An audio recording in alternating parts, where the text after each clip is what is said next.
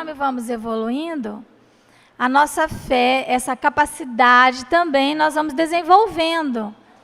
Por isso que Kardec diz que a fé ela é raciocinada, porque ela faz parte desse nosso acesso ao conhecimento. E conforme nós vamos desenvolvendo capacitações próprias, nós vamos conseguindo enxergar cada vez mais à frente, cada vez mais, fazer mais projeções. Então nós temos fé que algo vai acontecer, porque esse algo vai acontecer. Por isso a fé é raciocinada.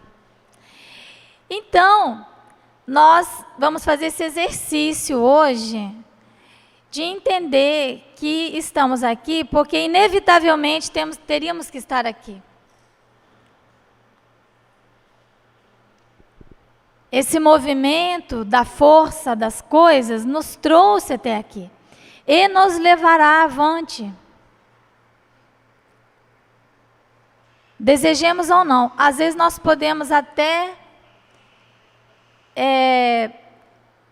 de alguma maneira, entravar um pouco o progresso, né? Com os nossos interesses. Mas isso não ocorrerá eternamente. Em algum momento, essa força que nos impulsiona para a frente, para o alto, haverá de submeter todos os interesses, né? Nós vamos compreendendo que nós seguimos uma lei apenas, que é a lei de Deus. Essa é a única lei verdadeira e que nos submete. Tudo que nós vimos desse processo legislativo é uma tentativa nossa de nos aproximarmos da lei de Deus. Quanto mais o direito positivo, direito escrito, os regulamentos, sejam eles quais forem, quanto mais eles se aproximarem da lei de Deus, mais justos serão e melhor atenderão àqueles para os quais foram criados, o objeto da ação do direito, que são as pessoas e suas relações. Mas a lei de Deus, onde ela está escrita, para que nós possamos localizá-la, né? E fazer com que o nosso direito positivo se aproxime dessa lei de Deus, que na ciência jurídica nós chamamos de direito natural. E no livro dos Espíritos está da lei natural. O direito natural, então, é a mesma lei divina. A lei divina, nós sabemos, pela observação e pela revelação dos Espíritos, que ela se divide nas leis que regulamentam a matéria, que dão estabilidade à matéria, e as leis morais, que dão estabilidade às relações sociais. Ambas são leis divinas. Quando nós observamos as leis que regem os fenômenos da natureza, da biologia, nós vemos que elas são naturais, são imutáveis, que a elas tudo está sujeito. E nós, quando contrariamos alguma lei que regulamenta a estabilidade dos sistemas materiais, né, da química, da física, da biologia, existem consequências visíveis. É mais fácil observar a lei divina nesse contexto da matéria. E nós temos uma tendência, às vezes, de levarmos as observações das leis da matéria para o campo das leis divinas, mas o campo moral. E aí nós cometemos equívocos. mas o fundamento é o mesmo. Então, no campo moral, nós também temos uma lei divina que dá estabilidade às relações. E quando contrariamos as leis morais, assim como quando contrariamos a lei da gravidade, temos consequências, igualmente quando contrariamos também as leis morais. Mas nós podemos contrariar as leis morais por ignorância, mas também por fraqueza, ou por má fé mesmo, voluntariamente desejosos de contrariá-las. A lei de Deus, a lei moral, ela está escrita onde? Onde que nós vamos localizá-la para que possamos, então, decidir, definir se a nossa conduta, se ela está compatível com a lei de Deus. Então, os Espíritos nos dizem que ela está escrita na consciência. É a questão 621 de O Livro dos Espíritos. Nossa, ela está escrita na consciência. Então, nós temos que aprender a ler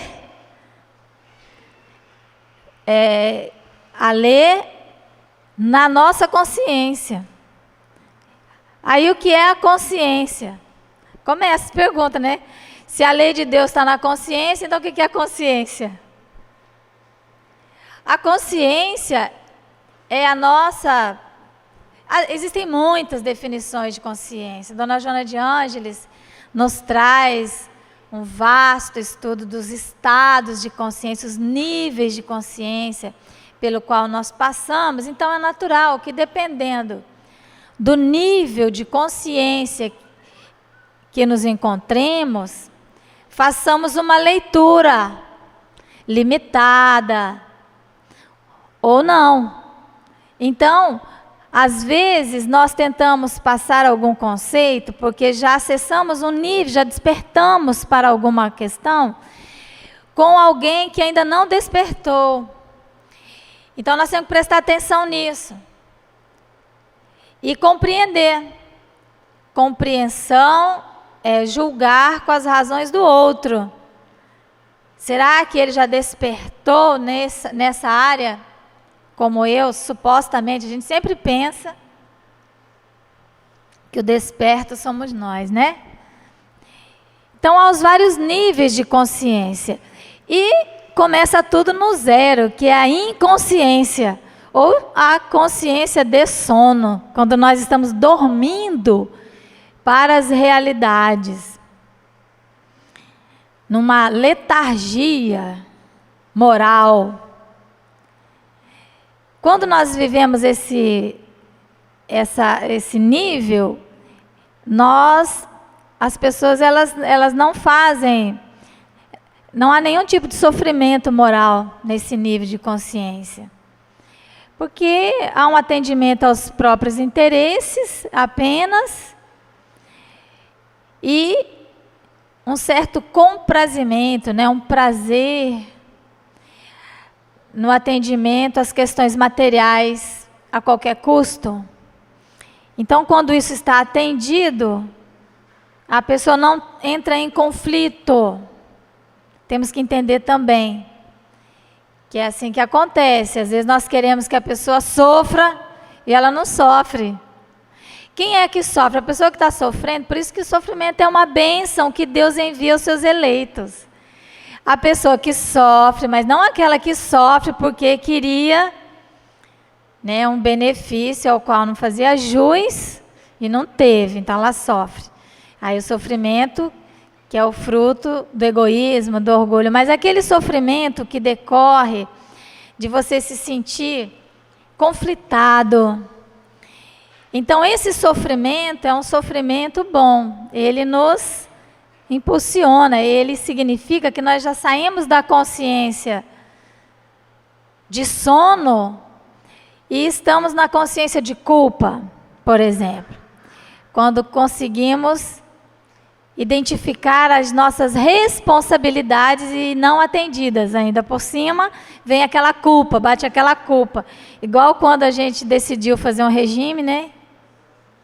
conscientemente, já sabe que precisa, né? Já caiu a ficha. E aí, mesmo assim, em algum momento, por fraqueza, não por inconsciência, por fraqueza. Santo Agostinho diz o seguinte: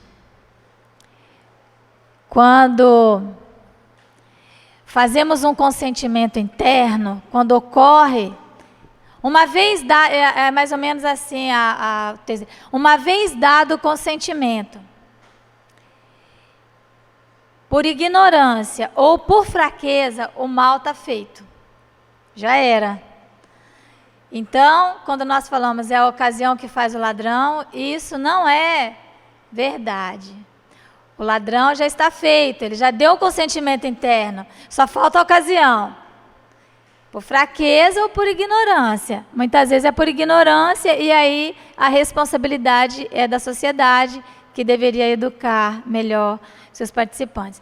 Mas muitas vezes por fraqueza, então nós fraquejamos e damos um consentimento interno.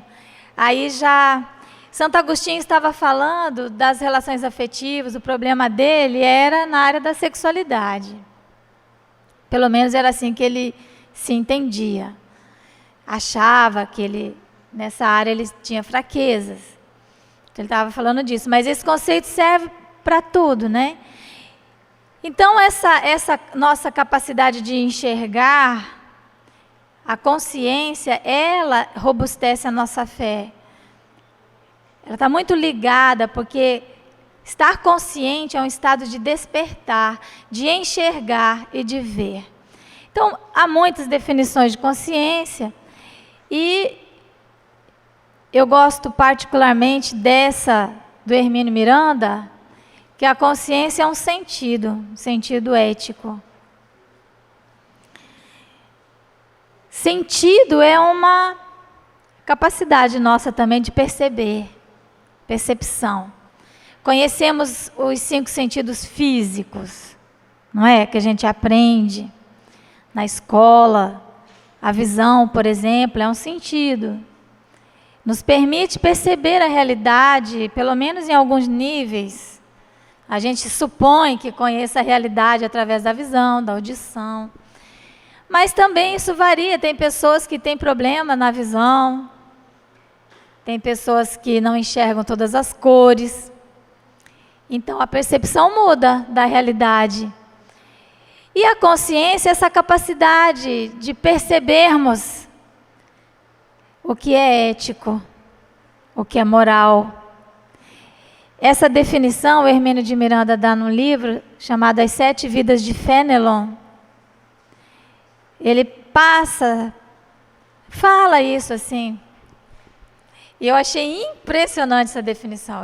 Nossa, o livro já valeu por isso. Sentido ético, a nossa capacidade de percebermos o que é ético. Que vai variar também de acordo com a nossa dimensão espiritual. Aquilo que percebíamos ontem pode nos escandalizar hoje. Corre na internet, eu não trouxe porque as imagens são chocantes. Eu falei, eu não vou, né, levar essas imagens chocantes, porque ninguém merece, né? Mas assim, estavam ontem aí imagens de propagandas que hoje seriam inaceitáveis. Mas todo mundo achava natural, é propaganda, sem problema. Por exemplo, tem uma que é um Papai Noel fazendo propaganda de um cigarro. Mas ele está, assim, fumando mesmo, uma coisa horrorosa. Choca. Mas choca agora, que nós temos uma percepção. Depois vocês entrem nisso, mas são umas imagens bem ruins da gente ver, a gente fica mal. Coisas que você não entende, como que pode, né? Então nós pensamos assim, e daqui 50 anos? Ou talvez daqui 10 anos? Nós vamos olhar para tanta coisinha, os espíritos dizem isso, né? Que nós vamos falar, nossa, como éramos selvagens. E cada vez a gente vai falar mais isso. Porque a nossa consciência, ela vai nos permitindo perceber cada vez mais a ética. Mas o que seria essa ética? A ética é a lei moral, é a lei de Deus, gravada em nossa consciência. Então, conforme nós vamos ampliando a nossa consciência, saindo da consciência de sono para a consciência de culpa. Consciência de culpa é um avanço. Quem sente culpa está muito bem. A dor é uma bênção que Deus envia aos seus eleitos. Por isso, porque está na consciência de culpa, já consegue enxergar a responsabilidade. É ainda uma fase infantil. Se formos fazer uma análise com o povo hebreu, eles viviam na consciência de culpa. Daí a necessidade que eles, nós, naquela época, sentíamos de ser perdoado, o papel que o sacerdote exercia dessa relação com Deus para ter a indulgência, a misericórdia, era esse que era o papel do sacerdote. Então, um povo sempre envolvido em culpa, porque não conhecia a lei, conhecia a Torá, mas não cumpria. Aí era o problema, sempre envolvido na culpa. Mas já uma consciência. Então, precisava do perdão, daí o papel do sacerdote, E quando chega Jesus, então antes de Jesus, os sacerdotes. E depois de Jesus, o sacerdote. Não teve mais nenhum outro depois dele. Tem o sacerdócio, mas sacerdote só Jesus, porque ele veio então nos tirar a culpa. Fazer a grande aliança, com Deus. O caminho, a verdade, a vida. Fazer essa ponte. Mas então a consciência de culpa, ela é essa fase infantil nossa, e que todos nós, de alguma maneira, estamos vivendo. Mas depois nós passamos para um outro nível, que seria então um despertamento maior, a nossa consciência de dever. Eu penso que a maioria de nós vivemos esse momento, é uma consciência do dever que está lá no Evangelho, O dever é o laurel da razão, Então, é magnífico esse momento. Mas também temos que meditar que fazemos muita coisa por dever. A caridade por dever, É por isso que ela não é caridade. Porque é uma consciência de dever. A gente faz meio na marra, Porque se não fizer, não está lá? Fora da caridade não há salvação. Aí tem que fazer, Tu viu caído ali fora, você fala, meu Deus, o homem está caído. Eu tenho que levantar ele, Ai, ainda bem que eu trouxe vinho, Ainda bem que eu tenho óleo aqui, para botar logo nessa pessoa. Ainda bem que tem um SUS, tem telefone aqui, vou ligar. Então, é uma consciência de dever que a gente faz as coisas. Melhor do que não fazer, Ou melhor do que passar direto e depois ficar na culpa, Mas a consciência de caridade é outro nível. Está acima de tudo isso. Mas enfim, então a consciência é isso, essa nossa capacidade de enxergarmos o que é ético. E isso vai mudando. Então o ético é aquilo que seria o bem. Temos no Evangelho o homem de bem. Quais são as características do homem de bem? O que é o bem, Então nós vemos que o bem é uma coisa muito ampla, que envolve o bem num sentido mais singelo, algo que tenha valor, o bom, a utilidade, o bom e o útil. Os espíritos gostam muito da palavra útil. Temos que ser úteis, porque isso é bom. Lembrando que bom só Deus, disse Jesus, então a gente tem que ser útil. Então, no nosso nível, ser bom é ser útil. Estar a serviço. E o belo, que é a harmonia. Então, essas três condições reunidas seriam a ética. E conforme nós vamos avançando, nós vamos também ampliando a nossa noção de utilidade, de beleza, né, de harmonia e do que tem valor realmente, que seria o bem, né? Então, o bem com B maiúsculo, seria a ética.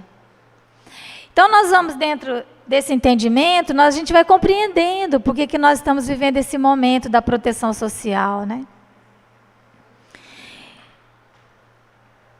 Que nos chega esse momento da proteção social através das leis humanas.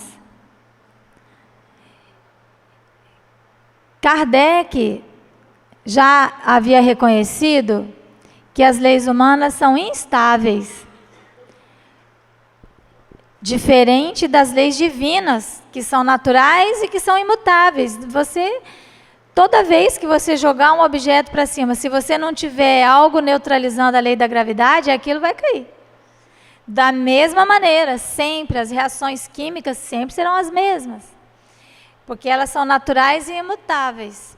Às vezes parece que nós alteramos alguma lei, mas não é isso, é que nós apenas neutralizamos uma força com outra. Só isso, mas a lei ela não muda. Mas a lei humana, como ela reflete o nível de consciência daquela população, daquelas pessoas, ela é instável, ela se modifica.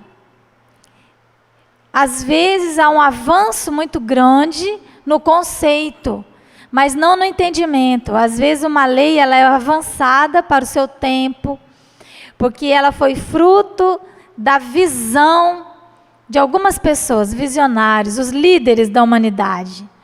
Então ela é fruto dessa visão. Pessoas que têm uma fé mais robusta, fé no sentido de ser essa capacidade de enxergar além, de fazer projeções, de fazer avaliações. Se nós estamos nesse patamar hoje, então se a gente tem capacidade de fazer projeção, a gente vai avaliando, daqui 10 anos nós estaremos em tal nível. Eu tenho fé que daqui 10 anos a gente vai estar em tal nível. Essa fé é uma fé raciocinada, ela está baseada nessa capacidade de projetar, né, de fazer essas análises. Isso que é a fé. Então, algumas pessoas, elas conseguem enxergar 1000 anos lá na frente. Aí fazem, assim, aquelas vidências, né?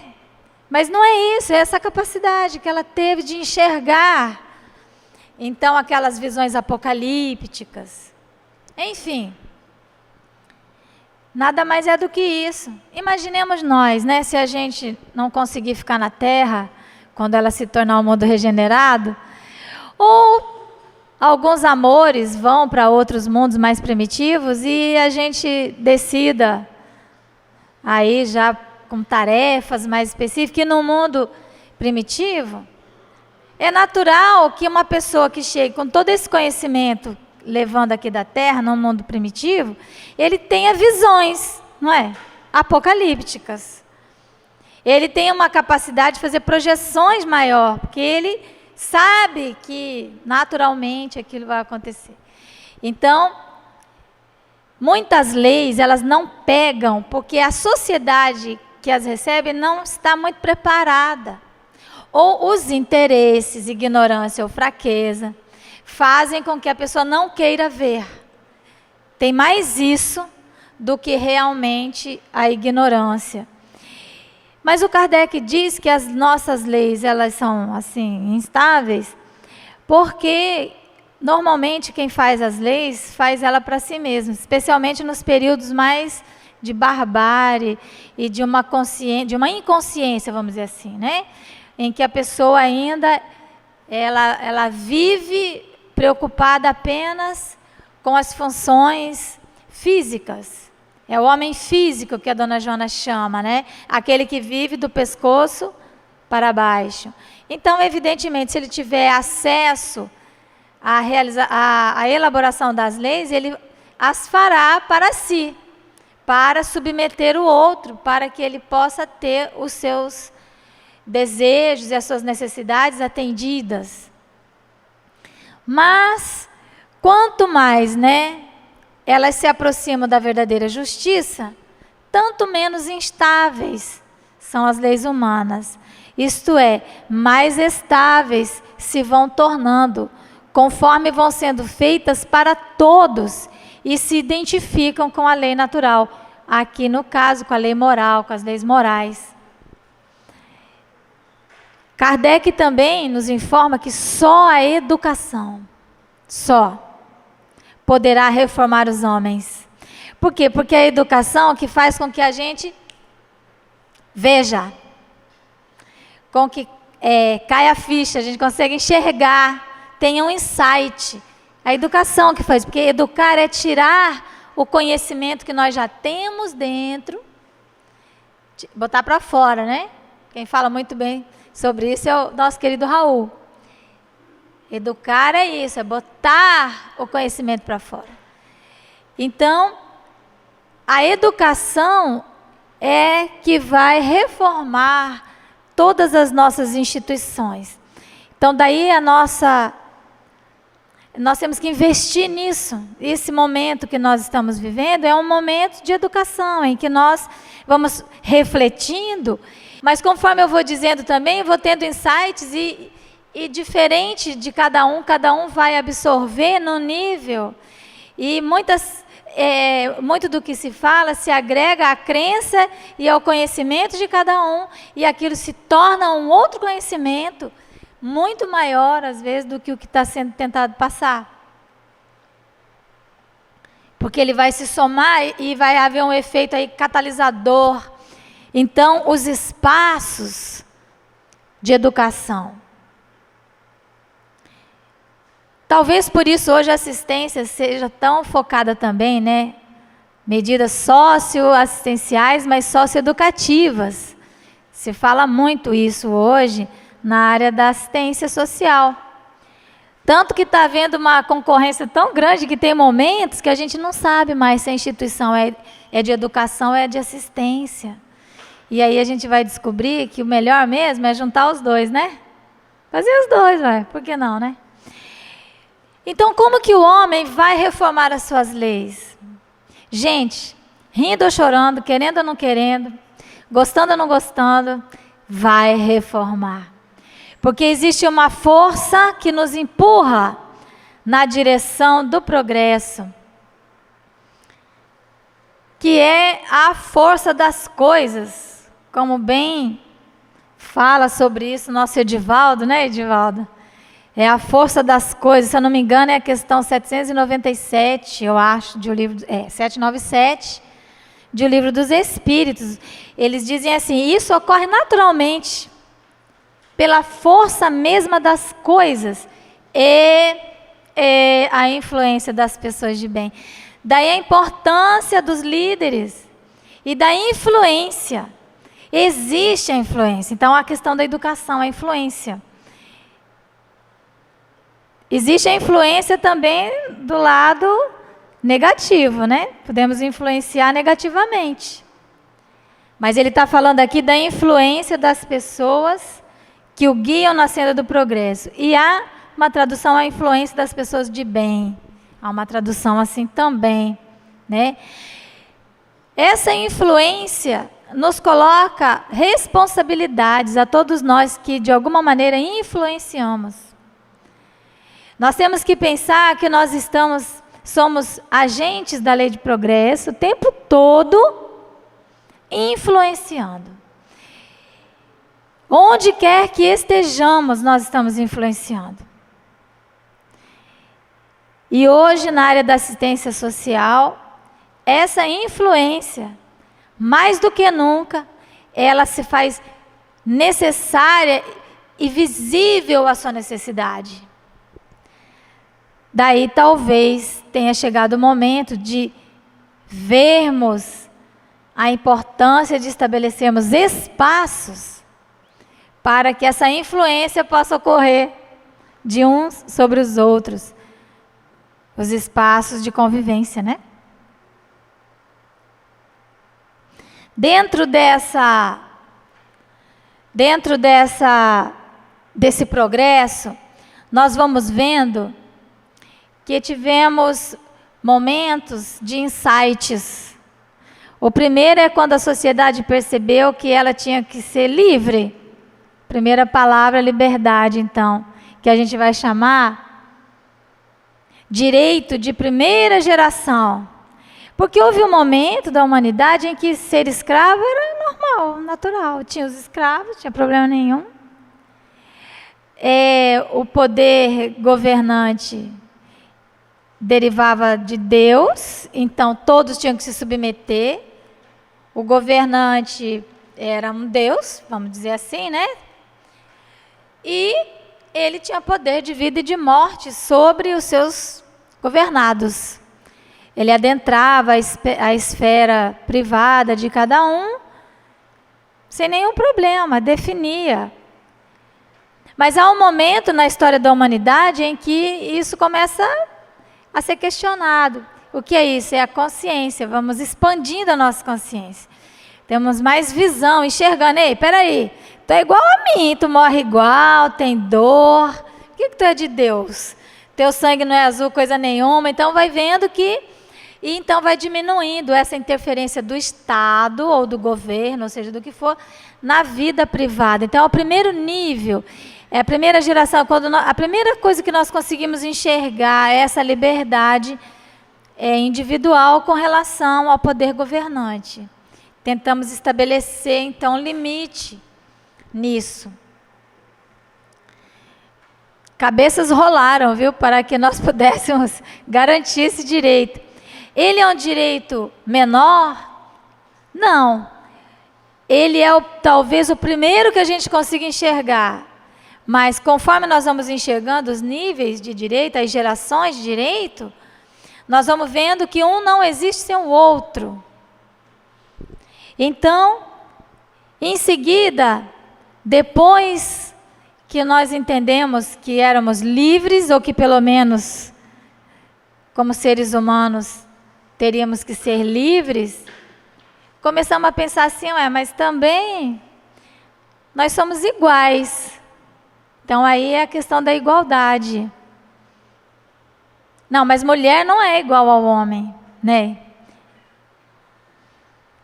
Ou como um presidente americano, todos são iguais perante a lei, desde que sejam brancos. Porque é o nível de entendimento da igualdade. Ele entendia que todos eram iguais, desde que. Mas já era vamos dizer, um embrião do entendimento da igualdade.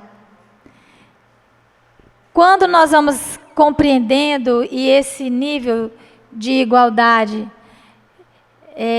vai adentrando, nós vamos conseguindo compreender isso em profundidade, nós vamos então separando conceitos. E vamos vendo que uma coisa é ser desigual e outra coisa é ser diferente. Que as diferenças, elas existem e que elas precisam ser respeitadas. Porque uma mulher jamais será igual no sentido biológico a um homem. Senão não precisava ter homem e mulher. São diferentes. O homem e a mulher são diferentes. Mas eles são iguais. Isso é um paradoxo? Estamos diante do paradoxo? Não é. É que a igualdade, ela só é acessada mesmo através da nossa intuição. É um acesso a um conhecimento que não é pela razão. Para entender o que é igualdade, você não pode falar de igualdade, você tem que fechar os olhos e sentir o que é ser igual. É um nível de acesso ao conhecimento que não é pela inteligência, nem pela razão. Não é dado em escola nenhuma, é a intuição. É um nível muito mais profundo de acesso ao conhecimento, que qualquer um pode fazer. Às vezes uma pessoa sem nenhuma cultura consegue acessar esse conhecimento muito mais que outro. Kardec fala sobre isso. que os princípios espíritas muitas vezes são acessados por pessoas que não têm cultura. Temos que ter cuidado, que às vezes a gente intelectualiza demais o conhecimento espírita. Então a igualdade é isso, né? É o respeito às diferenças. Uma mulher que está gestante, ela é igualzinha a um homem, do ponto de vista de direito. Mas ela é diferente, ela está num estado diferente. Então, para você garantir a igualdade, você tem que criar circunstâncias favoráveis. Assim como o idoso, assim como a criança, assim como o adolescente, que são os fracos. Numa sociedade, diz Vicente de Paulo, que está organizada sobre a lei de Deus e da justiça, os fracos têm que ter garantido o seu direito à sobrevivência. E esse direito tem que ser garantido por aqueles que podem trabalhar. O fraco não pode trabalhar. Então, os que podem têm que garantir o direito de igualdade dos que não podem. E não pegar uma criança e botar para trabalhar. Mas essa consciência, ela vai despertando gradativamente. O que é mais comum a gente ouvir é, no meu tempo, com 12 anos, eu já fazia isso, aquilo outro, né? Pois é isso mesmo. No meu também. Mas, por que hoje o direito do jovem vai até 29 anos, 15 a 29? É um reconhecimento de que as circunstâncias para o jovem se tornaram desfavoráveis. Na sociedade atual, em que você tem uma faculdade e você não tem nada, né? Você tem uma pós-graduação, você não tem nada. E eu, então, também não tenho nada, porque eu já parei por aí, né? Tem mestrado, também não tem nada. Não é assim? E aí, como é que o jovem vai competir no mercado de trabalho? Se aos 18 anos ele ainda nem entrou na faculdade. Ou talvez entrou, sei lá. Então, nós temos que garantir que as circunstâncias sejam favoráveis. Então, vêm as leis, que nem sempre são compreendidas. Então, a igualdade é esse entendimento, que sem respeitar as diferenças, nós não conseguiríamos ser iguais. Mas que somos iguais na origem comum da humanidade, diante do nosso Criador, diante de Deus. E o direito mais profundo é a fraternidade. Já é um nível de entendimento que vai além da compreensão de liberdade e de igualdade. Então, ser fraterno é uma tarefa de casa, né? Não é assim que a gente vai sendo fraterno. Porque é reconhecer o valor da atitude nas relações. Aquilo do bem, né? A ética é o bem com B minúsculo, é o bem com B maiúsculo. Mas é o bem, é o valor com B minúsculo. Então, reconhecer na atitude valor. Isso é a fraternidade. Que quando você tem uma atitude, aquilo tem valor. Aquilo vale. Não vale dinheiro necessariamente. Mas às vezes tem um valor muito maior. Nem tudo é reduzido a moeda. É um valor. Mas a convivência, então, a fraternidade só se realiza na convivência.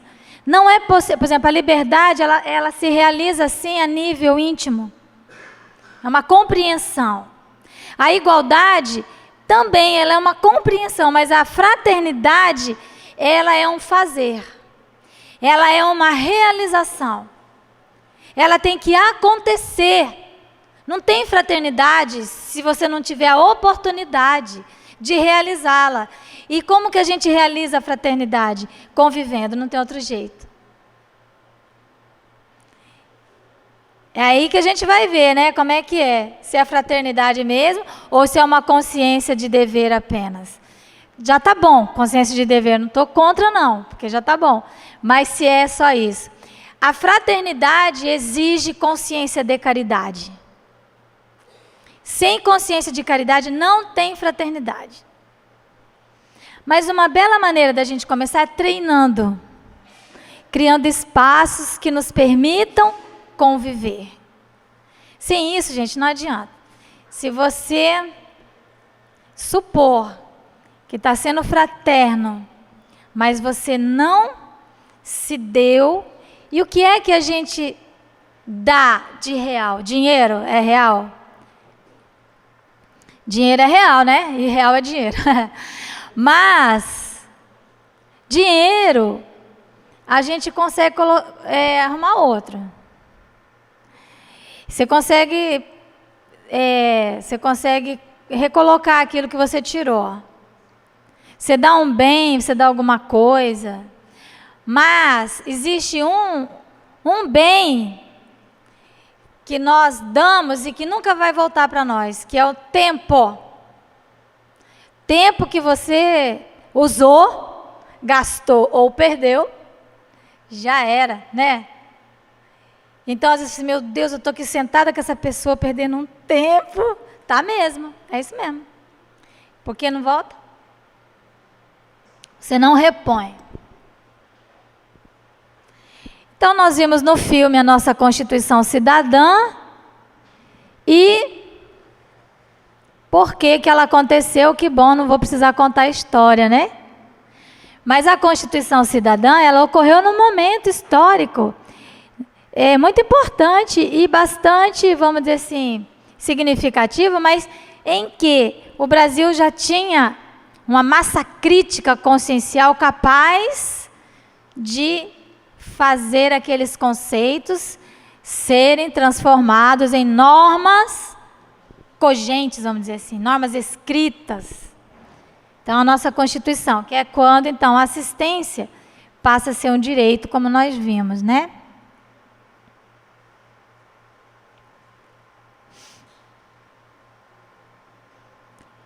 Quando a ação social, então, ela é reconhecida como uma política pública e não necessariamente contributiva. A pessoa, para se beneficiar da ação social, ela não precisa ter contribuído para a Previdência. E a ação social está dentro da Previdência, mas da Previdência dentro desse sentido de solidariedade, né? A matricialidade da família, então o reconhecimento da família como um valor. A família é base da sociedade, então ela é um bem, tem valor, está dentro da ética, compõe a ética, ela é um bem. Mas aí, que família, né? Essa daí? Essa é uma família estável, não é? É.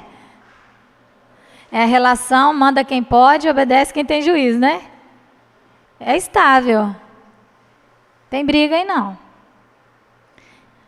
Mas hoje nós temos muitas variáveis, né, variantes de família. Temos que refletir, né? Sem necessariamente julgar, porque são estados, níveis de consciência, né?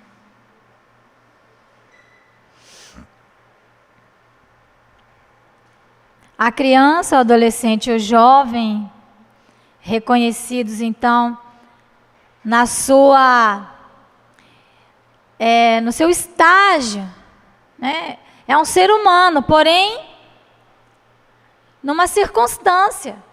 Você não pode achar que uma criança, ela é um adulto em miniatura, mas não pense que esse conceito se cunhou muito facilmente.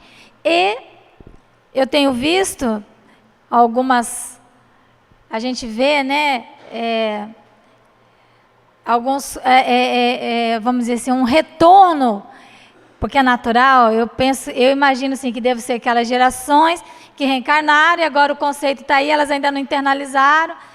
Então, aquelas crianças maquiadas, vestidas de adulto, né, que a gente vê hoje, né? Mas que já nos causam um impacto, e que a gente já chega na mãe, ô mãezinha, peraí, olha aí e tal. Vamos deixar a criança viver a infância e tal. E a mãe não consegue enxergar, acha bonito, acha lindo. Né? Criança se vestindo como um adulto. Então, isso é um retrocesso? Não é um retrocesso, mas aquela alma ainda não entendeu o conceito. Então, o adolescente também, como ser humano em desenvolvimento, mas que não é só até 18 anos. Então, o jovem também, por circunstância, nem sempre consegue uma estabilidade a tempo, até os 18 anos. Quem tem filho aí sabe do que eu estou falando, né? Filho de 18 anos hoje, a gente quase que tem que trocar a fralda, é ou não é? É ou não é? A responsabilidade é de quem? Eu não sei, deve ser nossa, né? Minha. Tenho filho. Mas que é assim, Tem dia que eu falo, olha, eu vou trocar a tua fralda, vou te dar uma mamadeira, né? Porque traz cada problema, assim, você não acredito que você com essa idade está aí pensando nisso, né? E Então, proteção, né? Essa palavra proteção, ela vai aparecer muito nas nossas leis, ela está na nossa Constituição. Proteção especial, proteção proativa. O que é isso, né? É muito mais do que simplesmente você promover, né? Proteger. Por isso que é uma rede de proteção, né? É você se antecipar ao problema. Tem que esperar a pessoa cair para você ir lá e colocar um aviso aí, cuidado, aqui tem um chão molhado, não vai por aqui, tu vai cair. Proteção. Proteção proativa. Você prestar atenção, aquela visão de futuro e que aquele caminho adotado por aquela pessoa, por aquela família, levá-lo a um estado de vulnerabilidade muito rápido. Então, proteção proativa. Então, nós vamos vendo, né, algumas questões que eram impensáveis que estivessem em leis e em Constituição. Por exemplo, na época do Império, nas repúblicas mesmo. Impensável. E eram pessoas muito inteligentes que viviam naquele tempo, mas não conseguiam enxergar, né? E hoje está lá, né? Punição do abuso, as crianças, adolescentes, né? Enfim. Os idosos. Reconhecer que uma pessoa idosa, ela tem sim direito, porque ela já ultrapassou já passou por tantas circunstâncias, e hoje ela tem um estado biológico também que a coloca numa situação vulnerável, né?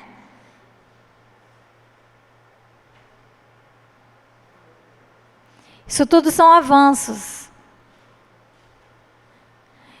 que estão a nível de legislação. Então, não é só ali a gente decidir se vai ou não, se a gente é bonzinho ou não, misericórdia ou não. Não, é um direito. Aqui, toda a legislação que decorre da Constituição de 88, são muitos os avanços, e eu faço um destaque aí para o Estatuto da Juventude, porque se o Estatuto da Criança e Adolescente gerou tanta polêmica, o da Juventude mais ainda. Estamos finalizando. No nosso vídeo nós vimos esse longo processo, que é da esmola até a cidadania.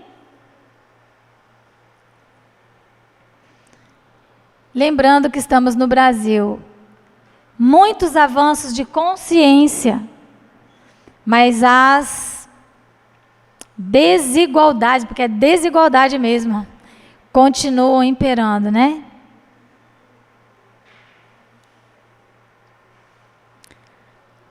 aqui todo esse processo histórico que a gente viu no vídeo.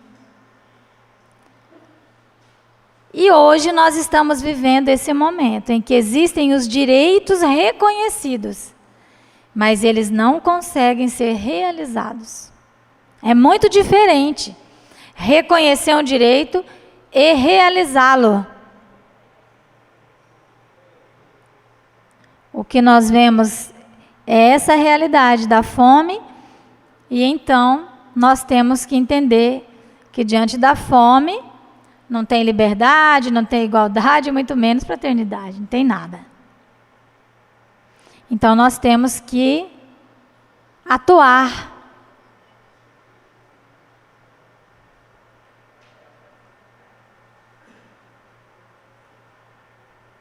Porque é uma realidade. A esmola, os espíritos dizem que degrada o ser humano. Então nós temos que fugir da esmola. Mas não significa que não vamos reconhecer um estado de necessidade. Às vezes não temos alternativa. Mas sabendo que aquilo não é nada, que não demos nada. Só teríamos dado alguma coisa verdadeiramente quando dermos de nós. E só vamos dar de nós quando dermos o nosso tempo. Quando estivermos dando dinheiro, coisas. Claro que para a pessoa que recebe, aquilo é bom, é um bem, é útil. Portanto, é bom. Mas para nós, aquela ação não terá representação em termos de evolução. Quando a gente fala da prática da caridade, nós temos que entender que a nós interessa realizar a caridade, mas a caridade, fora da caridade não há salvação, porque a caridade, ela é feita para nós é que somos o sujeito. E o objeto. Praticar a caridade dá a impressão de praticar a caridade para o outro. Não, praticar a caridade é para nos salvarmos. No sentido do que significa a palavra salvar, como Jesus a coloca para nós. É encontrar paz, o reino de Deus, salvação, o reino de Deus, o reino dos céus, é paz. São imagens. Então a prática da caridade nos traz paz. Mas que paz que te traz dar uma esmola? Nenhuma. Então, praticar a caridade, sim. Lembrando que fora da caridade não há salvação mesmo, mas isso não é caridade. Nunca será, nem nunca foi. Em que pese às vezes ser necessário. Então, nós teríamos muitas coisas a falar e vamos encerrar sobre o papel da casa espírita nesse trabalho. O que eu tenho visto é que a gente tem que entender que o trabalho na área da assistência, ele é bom para nós. Quando falamos de caridade, é um exercício, porque o espiritismo é uma religião sim, é a religião sim, mas é uma religião de experiência, de vivência, em que nós experienciamos essa relação com Deus na praxis. É isso que Jesus nos convida. Ele diz assim: eu não vim destruir a lei, eu vim cumprir a lei. Eu vim realizar, eu vim fazer. Então ele está querendo dizer que nós realizamos a religião em nós quando nós laboramos, quando nós experienciamos. Não que não venhamos a fazer experiências em momentos de contemplação, fazemos também. Em momentos de meditação, fazemos também. Mas, quando nós conseguimos alcançar a experiência religiosa numa praxis, numa prática, nós teremos entendido o que é a religião e o que é a religião espírita, que nós confundimos com a absorção de conceitos, e conceitos e conceitos. E parece que não tem fim a quantidade de coisa que a gente precisa estudar. Não sou contra os grupos de estudos, totalmente a favor, acho que a gente tem que estudar sim. Mas enquanto ficarmos só no estudo, o mundo está caminhando. Nós não estaremos realizando em nós a religiosidade. A gente não vai estar realizando. Faz aquela prece depois de um estudo profundo de física quântica misturada com não sei o quê. Tá, você até acessa alguma coisa. Mas não é isso que Jesus falou. Eu vim cumprir a lei. Porque conhecer a lei, os doutores da lei conheciam. Paulo de Tarso conhecia. E depois ele diz, se eu não tiver amor, caridade, realização, não adianta nada. E na casa espírita é isso, é realização, é a ação sócio-religiosa que nos permite a nós vivermos a caridade. Vocês têm aqui o Edivaldo, que discorre muito bem sobre isso, e por força do tempo nós já encerramos a nossa fala, mas vamos meditar nessa questão do que seja a realização da caridade, se não é o trabalho. Que Jesus nos abençoe e nos permita mais espaços como esse de meditação.